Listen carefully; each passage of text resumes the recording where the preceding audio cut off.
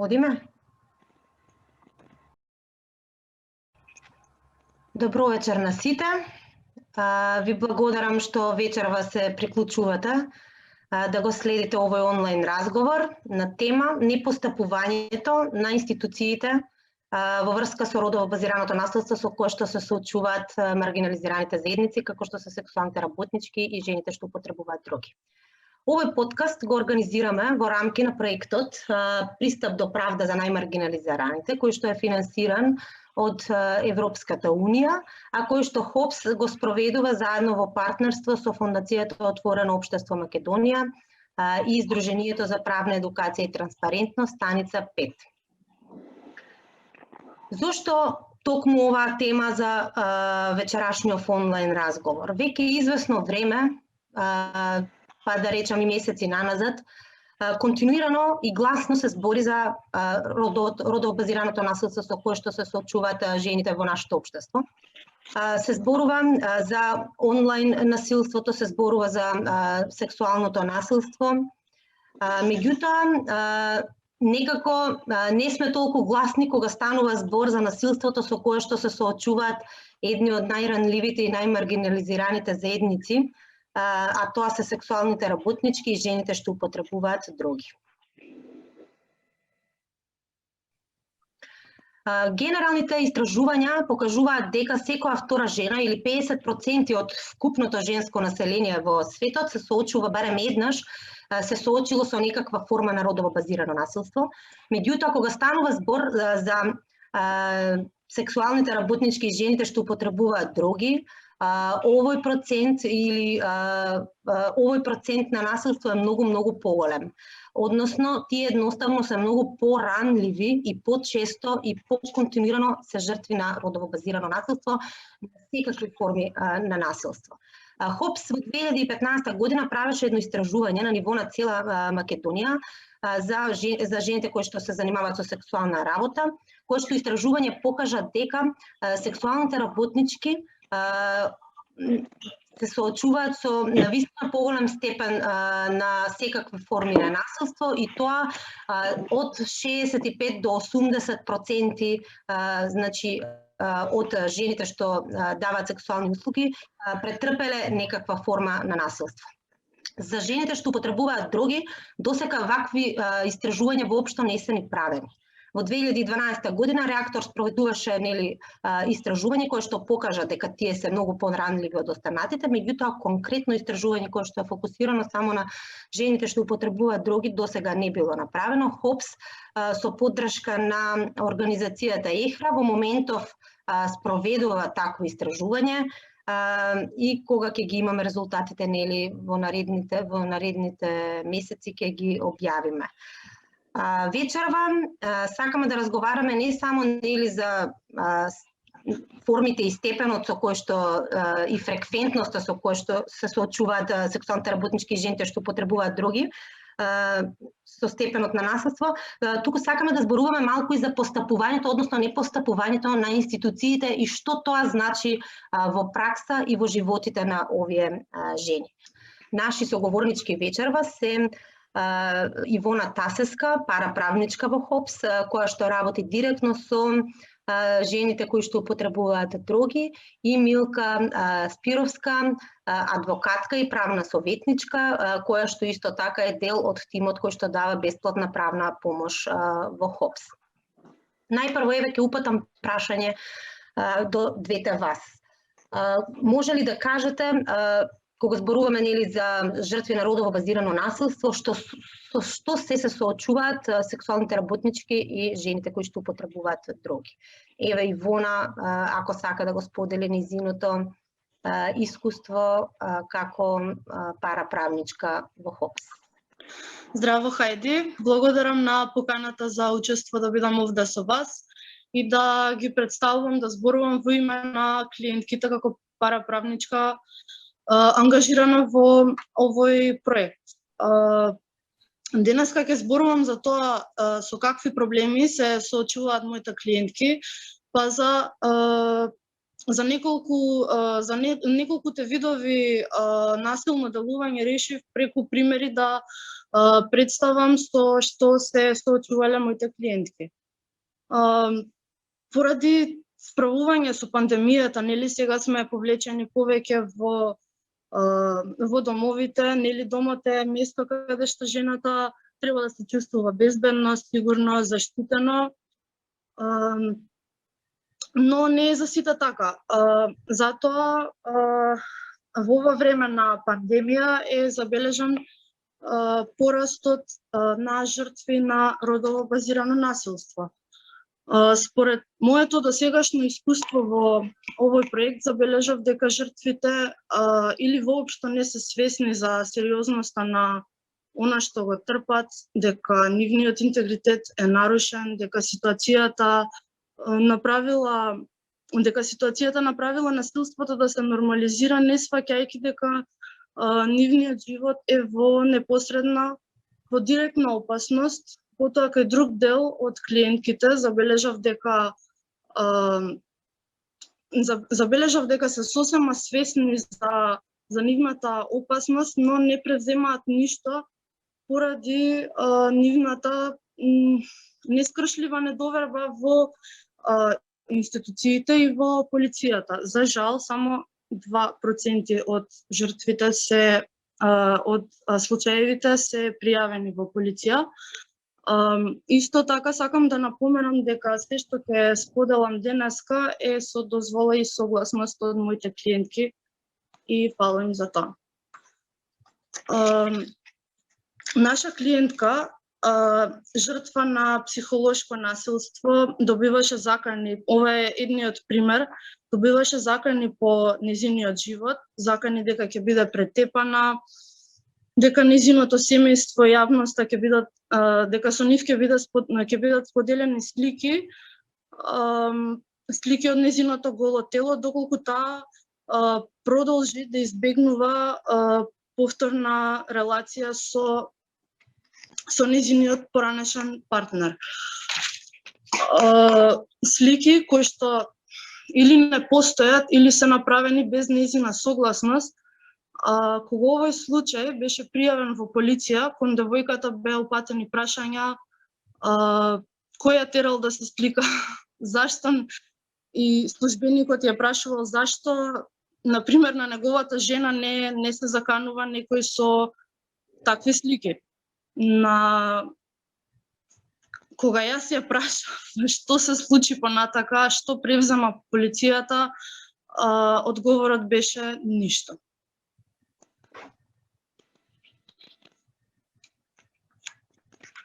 Понатака имам уште еден случај од друга клиентка, каде што таа е жртва на физичко насилство. Наводно бидејќи она била крива што тој загубил пари на коцка, или таа била крива што го избркале од работа и така натака. Кога ја прашав зашто ги крие модриците, зашто не пријави во полиција, одговорот ти беше каде ќе живеам после тоа, што ќе јадам после тоа, кој ќе ме издржува после тоа и така натака. Да, ти благодарам, Ивона, навистина е страшно и потресно да се слушнат вакви приказни. За жал, ние кои што работиме во овој сектор и кои што учествуваме во пружање поддршка и помош на жртвите на родово базирано насилство, секојдневно се соочуваме со вакви лични приказни и се трудиме колку што можеме, колку што дозволува системот да им помогнеме. Еве би ја запрашала Милка, дали некој од овие случаи бил пријавен до правниот сервис,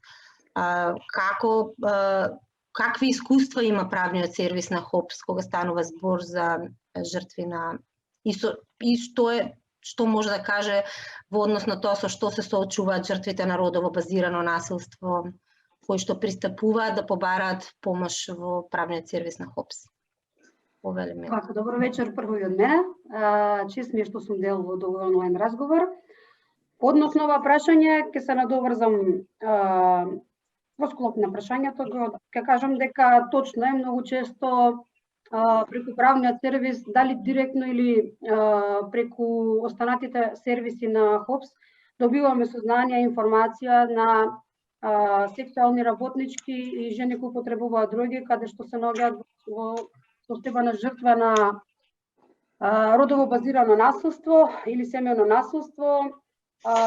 Ние преку правниот сервис постојано нудиме континуирана бесплатна правна помош, подршка.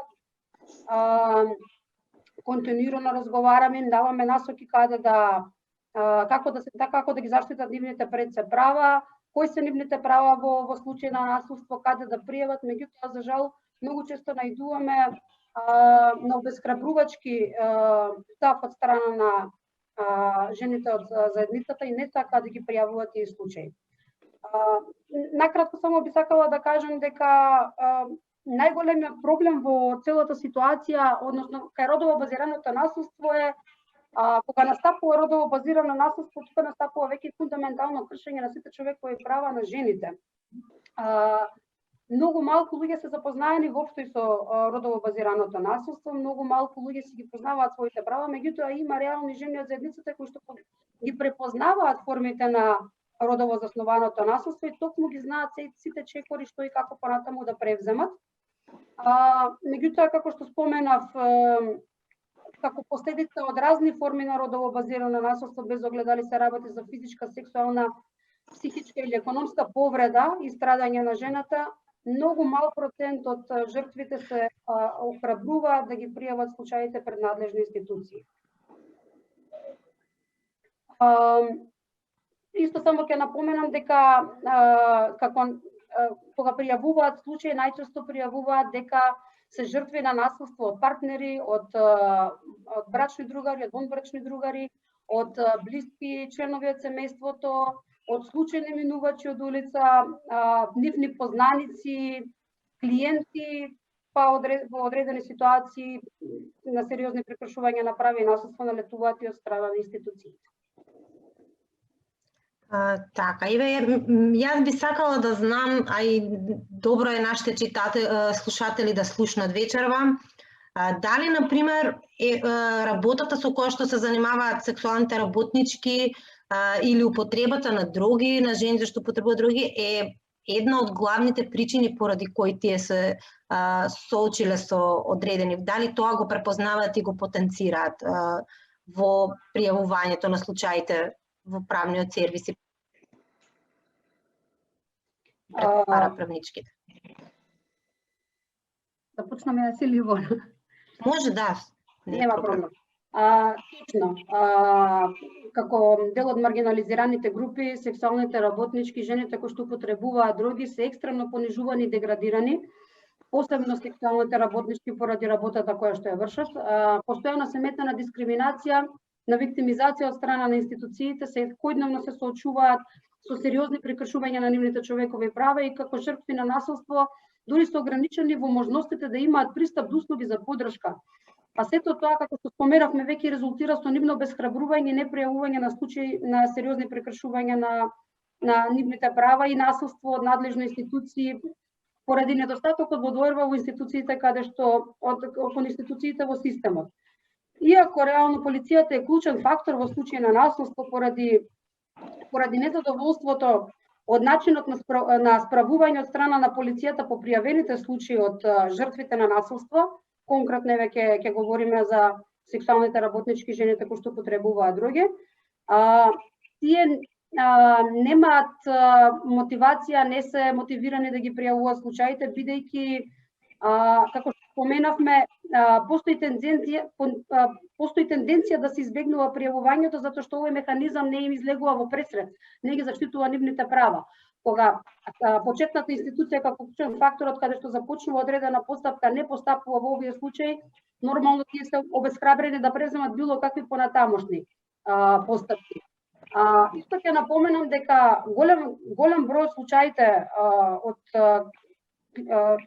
лицата од заедницата кои што пријавуваат случаи на насилство, поголема доверба гледаат во граѓанските организации, значи многу често знаат да дојдат кај нас да го пријават проблемот и од нас да побараат правна помош и правни насоки како да го решат проблемот, односно како да добијат позитивна разрешница, бидејќи при нивен личен обид или искуство од нивни познаници, тие постапки безуспешно завршиле при пријавување и не се превземале никакви соодветни действија од страна на надлежните институции.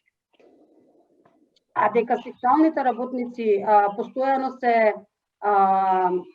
мета на насилство само заради нивната работа, поготово затоа што работат и на јавни места, се соочуваат буквално со сите форми на насилство, и физичко, и психичко, и сексуално, па и економско насилство.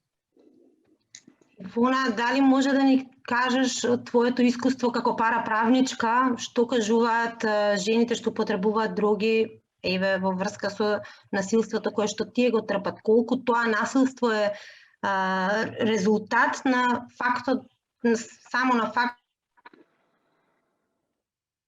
дека тие употребуваат други, а не други причини. Значи, дали може да се забележи такво нешто помеѓу жртвите, помеѓу жените кои што употребуваат други?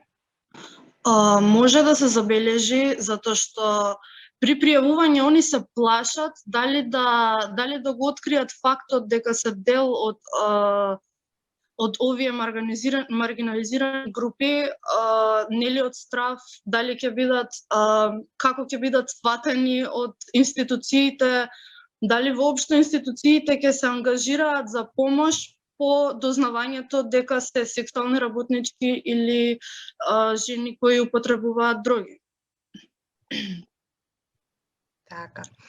Значи, можеме во овој момент да заклучиме дека жените кои што се припаднички на овие заедници, од една страна се заради изборот на својата работа или заради тоа што избрале да употребуваат други, се соочуваат со секакви форми на насилство континуирано. Од друга страна, токму тоа е причината, затоа што се плашат од понатамошна стигматизација и виктимизација, да овие случаи ги пријавуваат пред надлежните институции. Дали може да споделите еве примери од прилика како институциите ги процесуираат овие случаи, значи дали добиваат соодветната заштита, колку време траат, дали постапуваат со должно внимание, значи какво е досегашното искуство? Еве можам јас да споделам. Ваше додека нели повеле.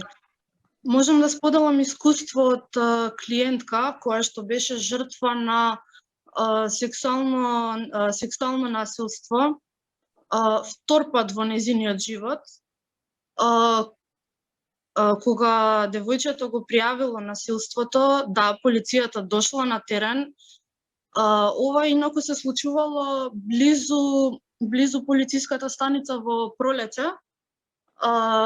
Викам близу до полициската станица затоа што кога дошле не и верувале, затоа што одговорот им бил близу се нашите колеги, ништо не слушнале, повлечија пријавата, цитирам, полицискиот службеник што зборувал, процедурата ќе биде многу долга, ќе треба да се шеташ по болници, ќе треба да даваш пари по адвокати,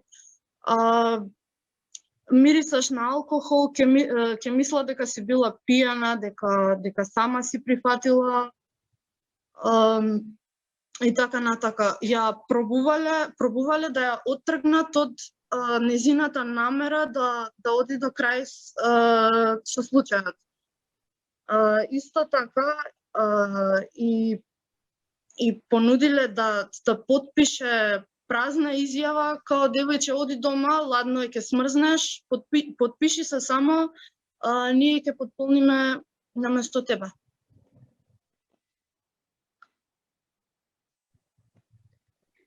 Навистина е поразително да се слушне од тие кои што треба да бидат први во заштитата на жртвите на родово базирано насилство, вклучително и сексуално насилство, да постапуваат на ваков начин со жртвите. Меѓутоа, ние во ХОПС долги години наназад многу често регистрираме и документираме ваков вид на случаи.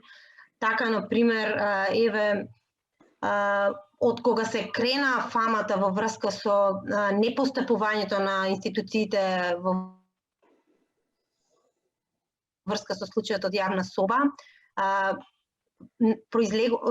случаи за кои што сме поднеле со нашите клиентки кривични пријави за сексуално насилство и други форми на насилство кои што биле заборавени во фиоките на некој обвинител или некој полициски службеник, после 12-13 години магично беа извадени од тие фиоки и почнаа да ги повикуваат клиентките на разговори. Меѓутоа, за жал, можеме да констатираме, не знаеме како ќе завршат тие случаи, меѓутоа, за жал, времето и тоа како игра важна улога во постапувањето, значи итноста на постапувањето во вакви случаи на вистина од непроценливо значење и може да се случи, значи сторителите буквално да се спасат, односно да се извлечат од тоа што го сториле само поради ненавремено постапување на институциите. Еве Милка, плюс ако може дополнително да сподели со нас некакви согледувања и искуства од нејзината работа. Па ја би споменала дека и покрај тоа што постојат законски одредби за заштита на жените жртви на насилство и семејно насилство и од друга страна и активностите на граѓанските организации кои спроведуваат активности во насока на обезбедување на директна помош или поддршка на жртвите, за жал сепак во пракса постои висока застапеност на насилство. Она што би го споменала како проблем во тие постапки представува првично фактот што жртвите секако не добиваат соодветна и ефективна правна заштита. Не се обезбедува унифициран начин на спроведување на мерки на заштита спрема жртвите на насилство. Од друга страна, има случаеви каде што на сторителите на насилство им се изрекуваат благи казни во кривичните постапки. Пријавените случаи на насилство се евидентираат како прекршок или поплака во многу случаеви, или пак воопшто не ни постапуваат институциите и не ги заведуваат случаите како случаи на насилство. Не се изрекуваат привремени мерки на заштита на жртвата, што секако сите овие фактори, како што спомнавме, веќе резултираат со обесхрабрување на жртвите да ги пријавуваат случаите на насилство во надлежните институции. Сметам дека, еве ќе го споменам и новиот закон кој што е донесен во јануари месец оваа година, тоа е законот за спречување заштита од насилство врз жените и семејно насилство, кој што закон пред се ги следи стандардите кои што ги дефинира Истанбулската конвенција и со овој закон се регулира врската на сите надлежни институции итно да постапуваат, со должно внимание да постапуваат, се со цел во интересите и заштита на жртвата, да превземат мерки, активности и услуги за превенција и заштита од родово базирано насилство врз жените, без никаква дискриминација, почитувајќи ги основните човекови слободи и права кои што се загарантирани со уставот и со меѓународните договори, да воспостават меѓусебна координација на институциите и организациите, а се со цел спроведување на принципот на еднаквост, елиминирање на сите стереотипи за родовите улоги, превенција и заштита на жените жртви од насилство, или ќе ги потенцирам сексуалните работници или жените кои што потребуваат други, затоа што постојано се жртви на сите форми на насилство, да им се пружи помош на жртвите и да се превземат мерки кои ќе осигурат дека сторителот ќе биде изнесен пред лицето на правдата и ќе биде соодветно санкциониран согласно закон. Да, тоа го пропишува законот и меѓународните стандарди, меѓутоа за жал во пракса кај нас малку потешко оди спроведувањето на овие пишани норми и правила како национални така и меѓународни. Исто така мене ме интересира од пракса, еве да споделиме со нашите слушатели вечерва, колку жртвите, спомнавте на почеток и двете, дека некогаш, односно се случува и самите жртви да не се свесни за насилството кое што го трпат. Што мислите, која е причината за тоа? Зошто жртвите не можат да зошто жртвите некогаш не се свесни дека се жртви на родово базирано насилство? Ја би споменала дека претпоставувам дека тоа е така затоа што еве како пример ќе го кажам, едно физичко насилство, еден шамар, едно удирање, едно скубење, се што се како дел од физичкото насилство, за повеќето луѓе тоа е нормална појава во едно семејство поготово, и дека повеќето од нив не го квалификуваат како насилство или како форма на физичко насилство, сметаат дека едноставно е нормална појава во едно општество да некој некого удри, некој некого повлече за коса, некој некого навреди, му упати вулгарни зборови. Сите тие се форми на насилство, меѓутоа за жал и многу од луѓето не се ни запознаени кои се формите на насилство и како се квалификува секоја форма за да може да идентификува како насилство, нели? Исто така претпоставувам дека причина за тоа е што повеќето жртви не се запознаени со своите права и не се запознаени каква е процедурата кога тоа лице е жртва на насилство. Јас тука ќе го споменам, моето искуство во ХОПС, што го имам, се обидуваме на секаков начин да ги мотивираме жртвите да пријавуваат форми случаи на насилство. Многу често, освен што дискутираме со нив, што им даваме правна насока, бесплатна правна помош, истовремено континуирано имаме едукативни работилници кои што се наменети за клиентите заради правно описменување на истите во одредени правни области. Значи, тема, например, за човекови права или родово базирано насилство или еднаквост пред законот, недискриминација, преку кои едукативни работилници жените од заедницата ги добиваат оние основни познавања, каде што ќе можат и самите да се заштитат, да не мораш секогаш да ја гледат заштитата во граѓанските организации, меѓутоа да знаат и самите да проценат и како да постапат во одредени ситуации. Секако преку нашите сервиси постојано и континуирано им ги возможуваме сите правни услуги кои што им се потребни, правна помош. Во оние моменти кога се чувствуваат слабо и недоволно мотивирани, дури се и придружувани до одредени институции. Најголем процентот е на клиенти кои што самостојно не ја завршиле, не ги оствариле своите права пред надлежни институции, а тоа го добиваат кога ќе бидат придружувани од сервисите, односно од тимот на ХОПС. Ќе кажам дека сметам дека не е тоа решение, бидејќи сепак системот треба да биде еднаков за сите, па и за маргинализираните групи, да имаат, дека и тие имаат еднакви слободи и права како и останатите, дека треба да бидат еднакви пред законот и дека институциите треба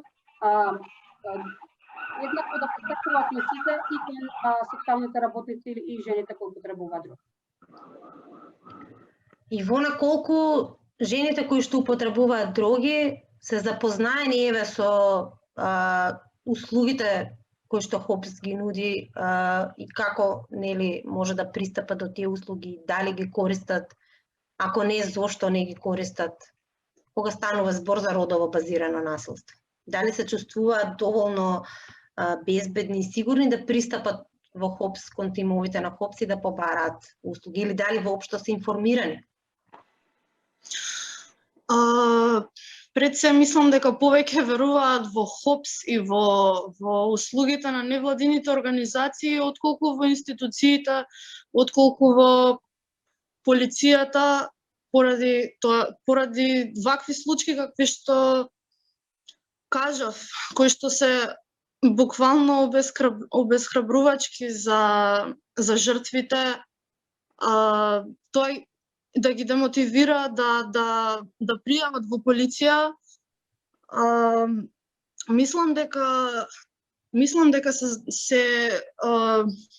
се запознаени со повеќето со своите права, меѓутоа не пријавуваат многу често во полиција, поради недовербата во институциите.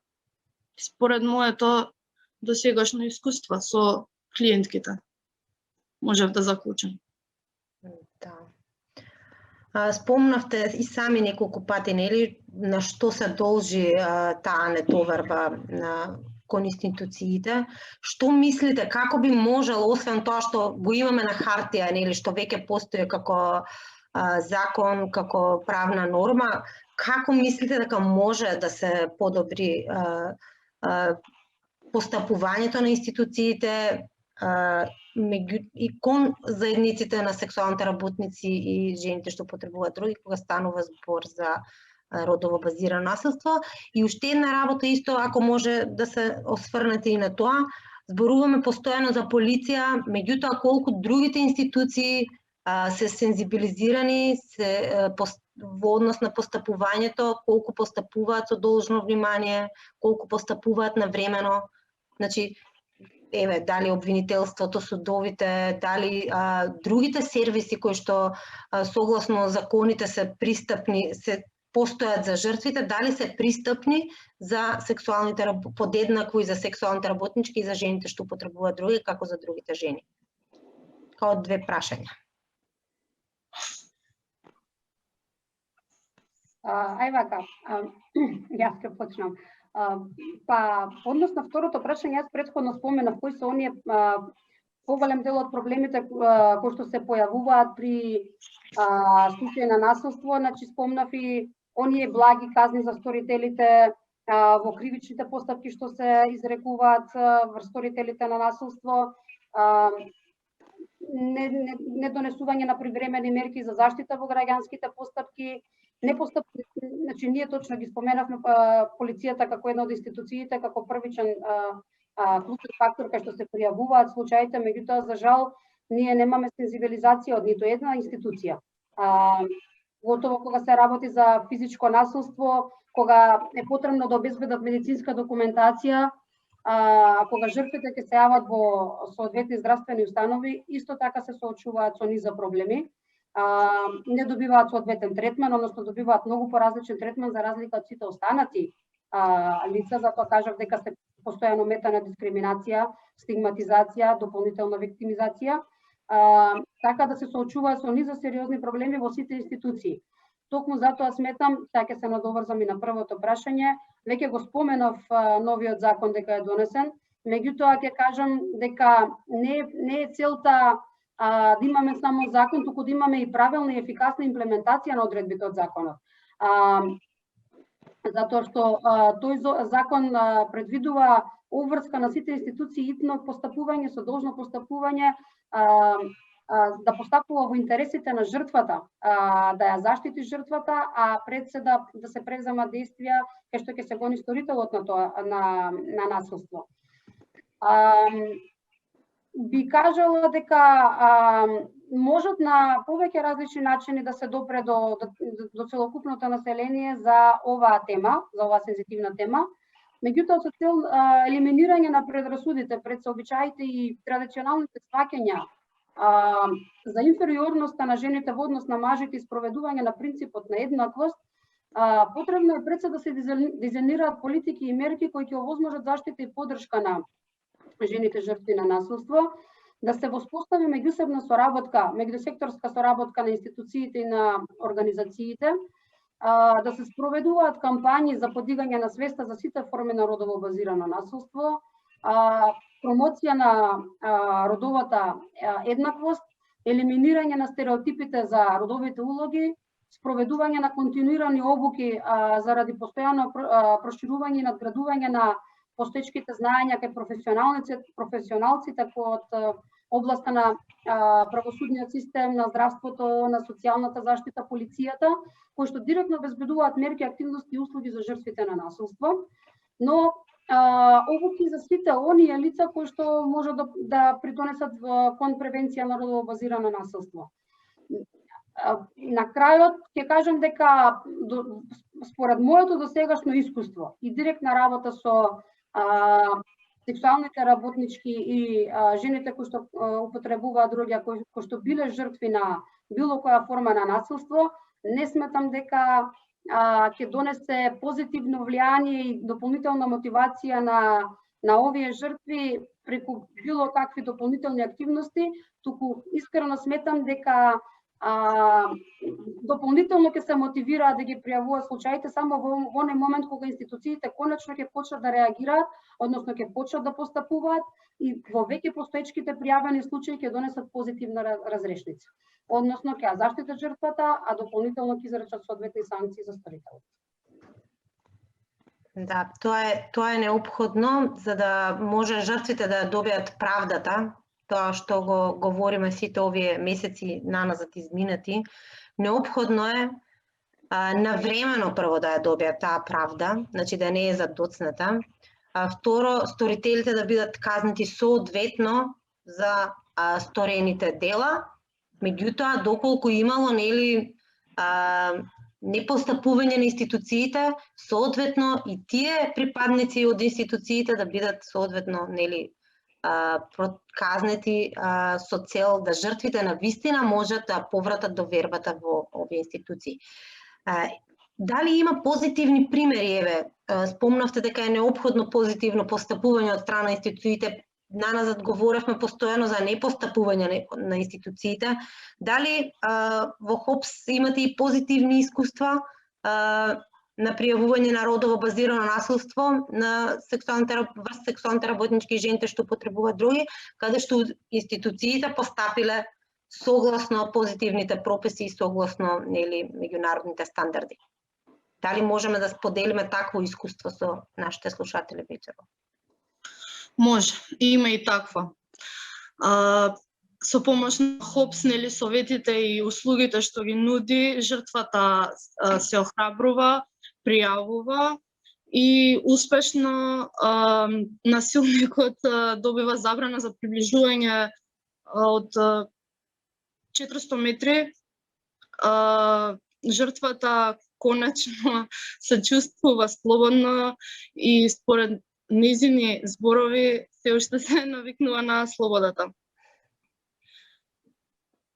Да. Спомнавте дека, Милка, спомнавте вие дека кога ги придружувате жртвите, институциите реагираат соодветно.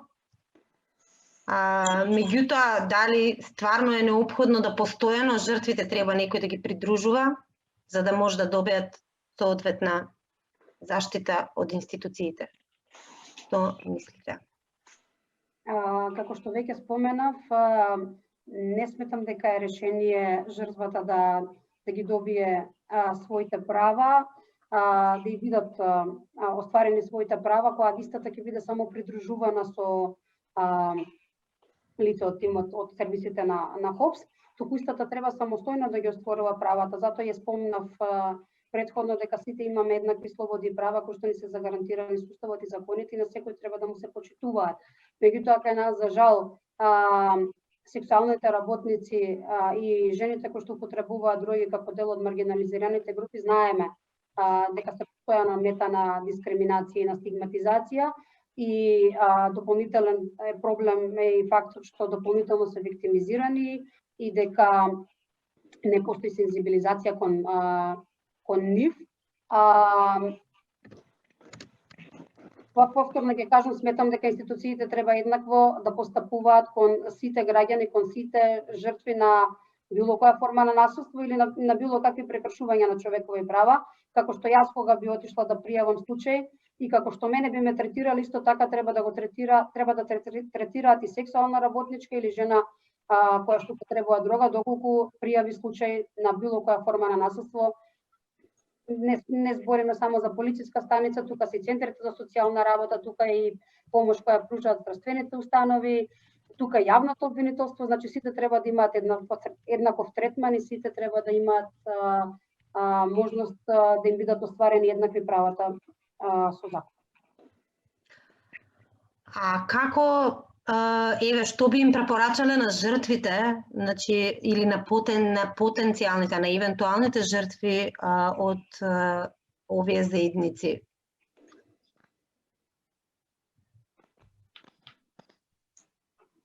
Јас би им препорачала да бидат мотивирани да пријавуваат. Колку поголем процент на жртви ги пријавуваат случаите на насилство, толку имаме поголем процент на позитивни разрешници. Колку повеќе сте мотивирани да излезат јасно да говорат и ги барат своите права, толку поголема е веројатноста дека ќе ги остварат своите права.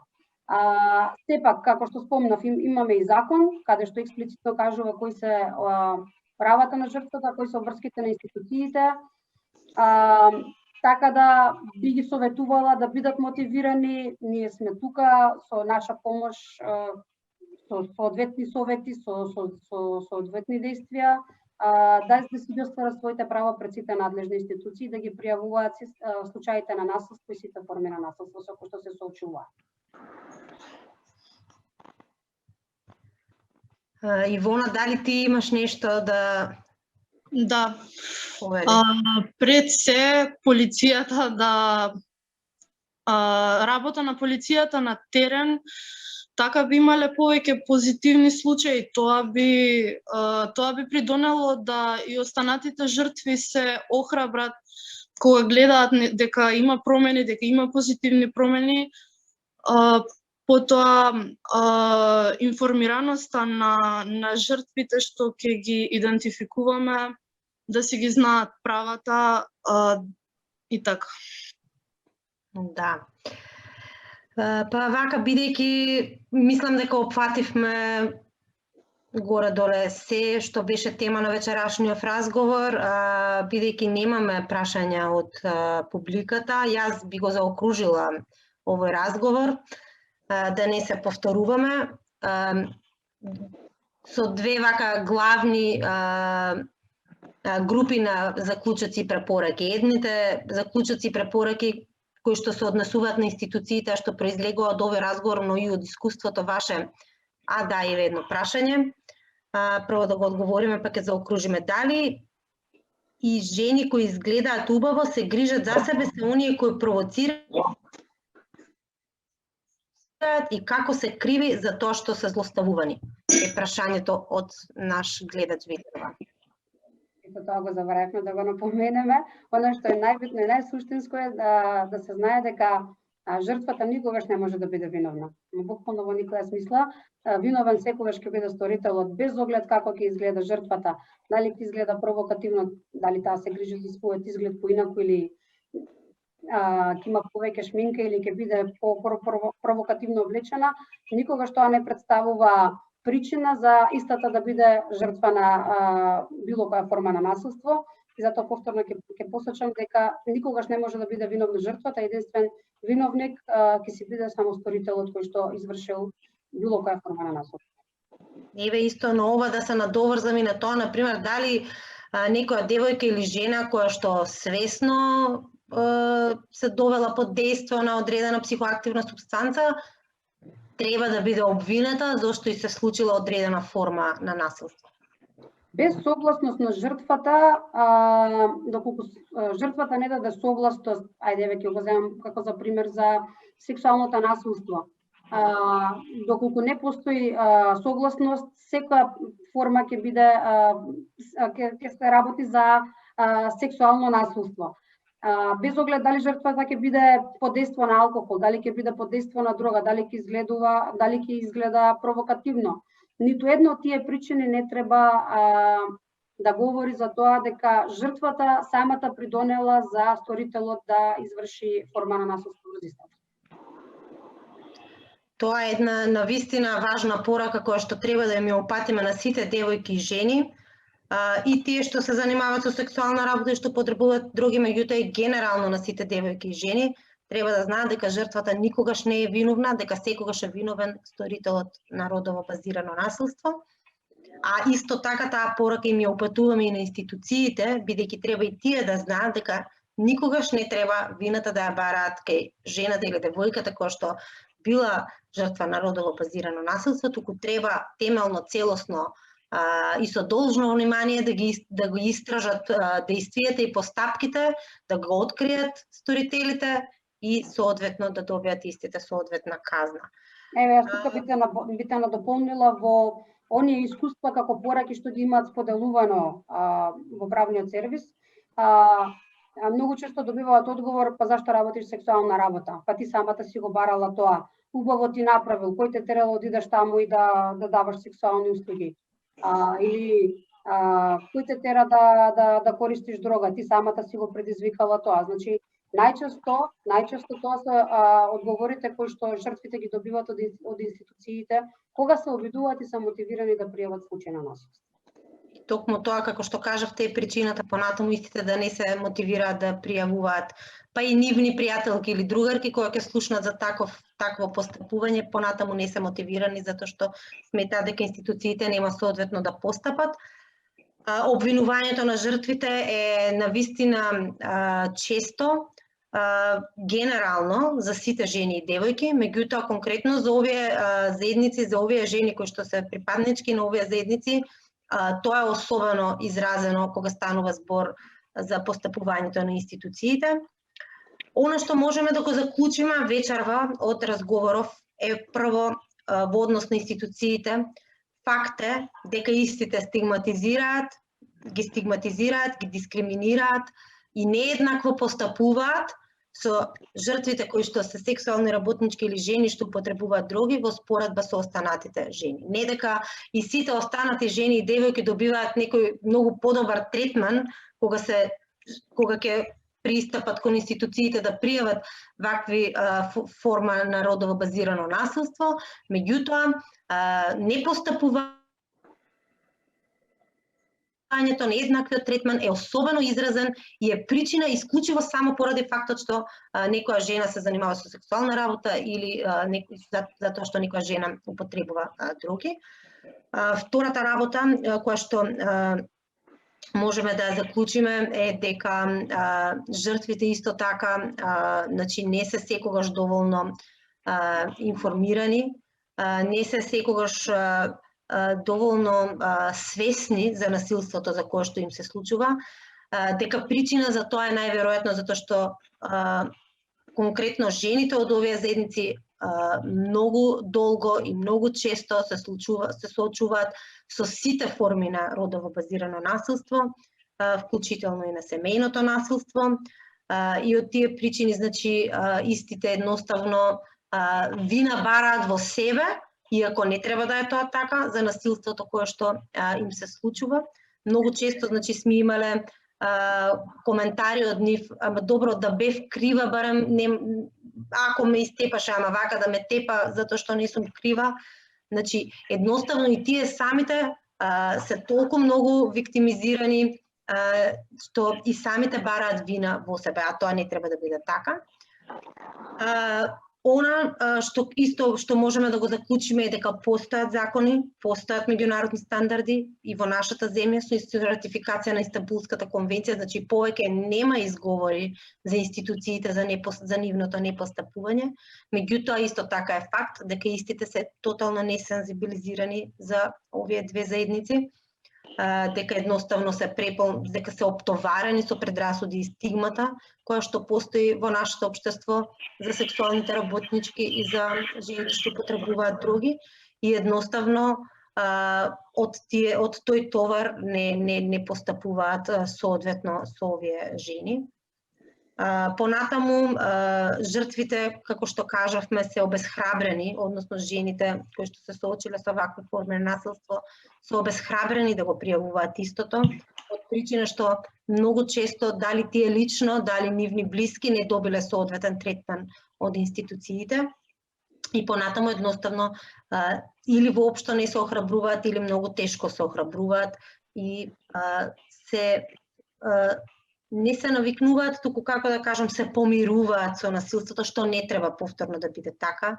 Ние континуирано, постојано, како што кажа Милка, со години наназад, работиме на тоа да жртвите ги научат своите права, да побараат заштита од институциите, да ги предизвикаат на некој начин институциите. Сами, за жал, многу тешко се охрабруваат, така да единствено со поддршка од граѓанските организации како што е ХОПС, тие се охрабруваат да излезат пред институциите и ги бараат своите права, а дури и тогаш, од споделените случаи во изминативе месеци, и вчера на маршот, и претходниот марш што беше за јавна соба, можеме да видиме дека институциите едноставно не постапуваат со должно внимание како што треба согласно Истанбулската конвенција и согласно нашите позитивни прописи. Неопходна е едукација, иако тоа е еден бавен и не едноставен процес, меѓутоа неопходна е едукација и на луѓето што работат во институциите и на жените кои што се занимаваат со сексуална работа и кои што употребуваат други, со цел едните да знаат кои им се обврските и задолженијата и како треба да постапуваат соодветно, затоа што нас многу често ни се случувало да не речат а кои се правата на полицајците. Значи, како службено лице имаш право одработен однос кој што ги бараш од својот работодавец, меѓутоа не можеш да бараш права кога станува збор за однос службено лице и жртва. Значи, права во постапките имаат жртвите, обврски и задолженија имаат службените лица во институциите. Тоа е многу важно, што треба да го знаат и тие што работат во институциите, меѓутоа и самите жртви. И на крај ќе заклучиме дека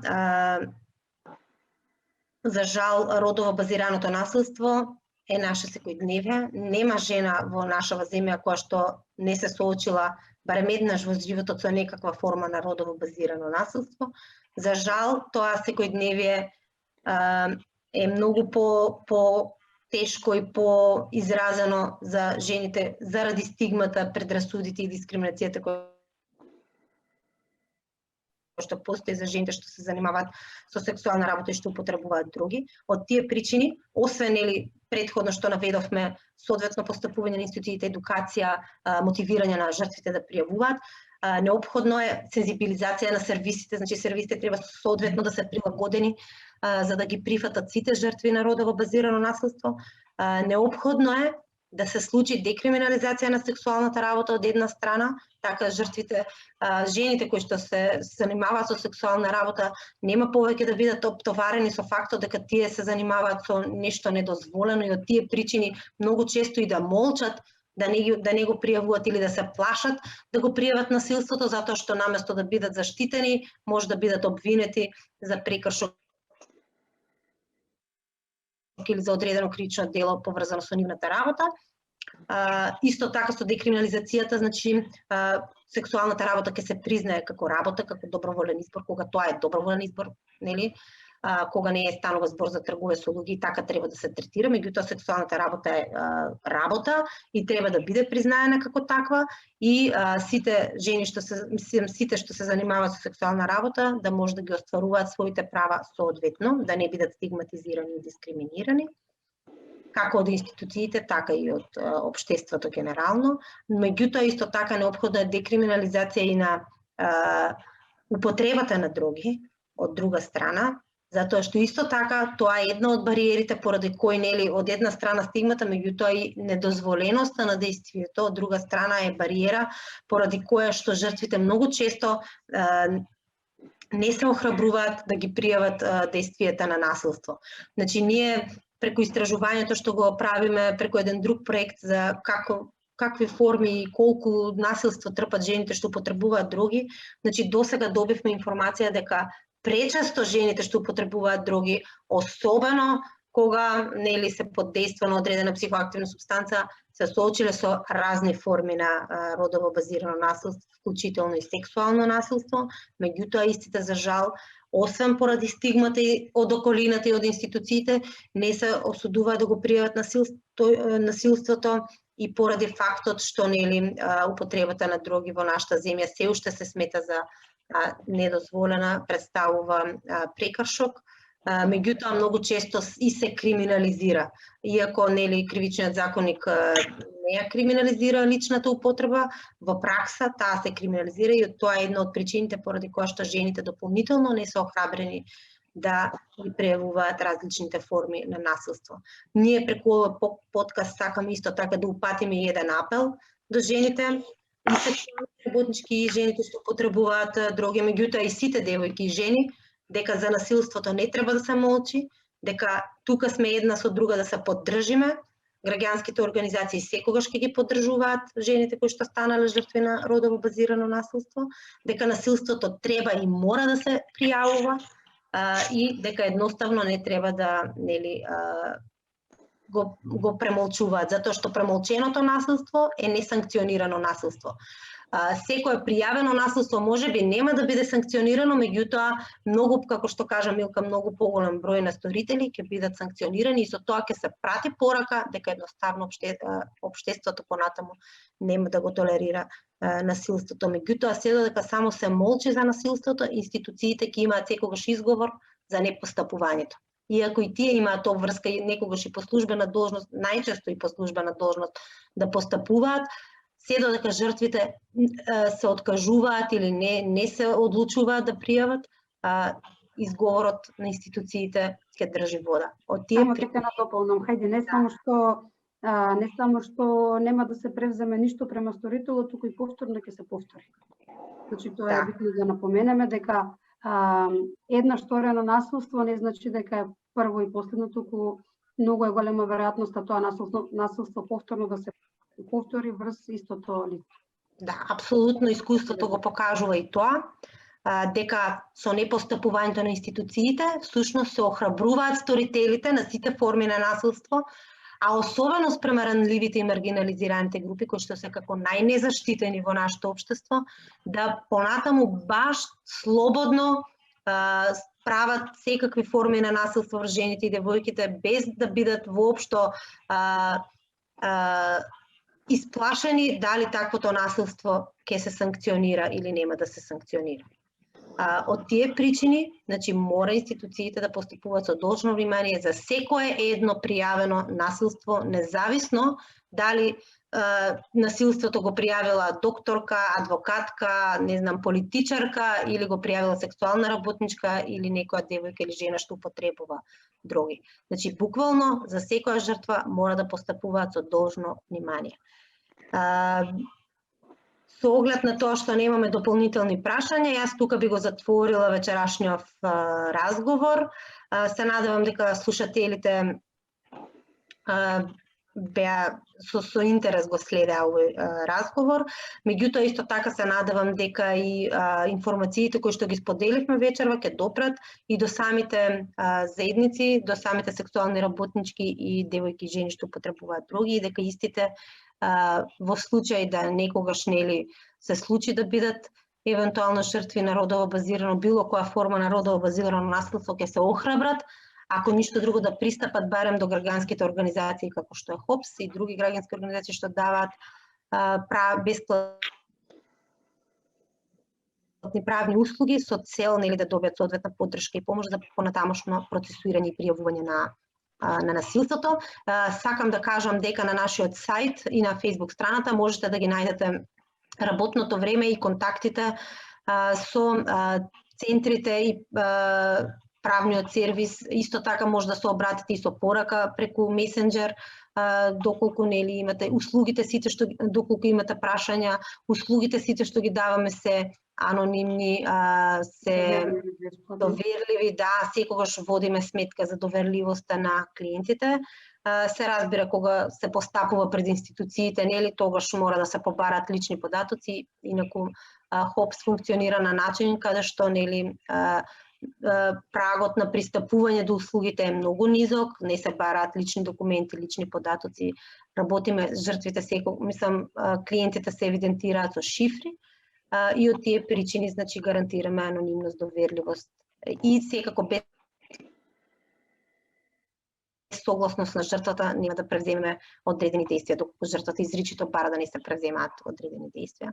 Такаш меѓутоа ќе добиете нели соодветен совет, препорака, упатување и поддршка се разбира. Исто така освен правен сервис и параправен сервис, сакам да кажам дека имаме и психолошки сервис, значи психосоцијална поддршка, имаме цел тим на професионалци, психолог, психијатар, социјални работници кои што нели во секое време се тука за да дадат поддршка и на жртвите на родово базирано насилство кои што би го пријавиле до нашата организација. Ви благодарам Милка и Ивона за споделувањето на вашите искуства. Навистина некои работи беше тешко да се слушаат, меѓутоа се надевам дека сите заедно ќе бидеме доволно гласни и ќе се избориме, ќе дадеме соодветна поддршка на жртвите, меѓутоа ќе се избориме понатаму институциите да постапуваат соодветно и во иднина да споделуваме што можно повеќе позитивни примери поврзани со постапувањето за родово базираното насилство. Благодарам и на слушателите и се гледаме во друга прилика. Убава вечер на сите. Убава вечер. Пријатно. Пријатно.